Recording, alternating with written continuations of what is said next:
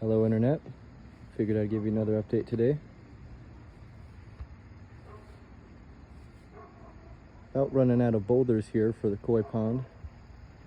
These are a bit small for my liking. Believe it or not, I've got a bit more to go. Try to put in a waterfall feature there and a pump there. Fill the rest of this up, and I'll try to keep you updated. Didn't realize how much of a pain the boulders would be. I honestly underestimated that part. Though I'm sure you could get smaller ones. I've opted for some pretty large ones. I guess it comes down to preference. I've seen people put nothing in the pond and just have the liner, but thanks for watching.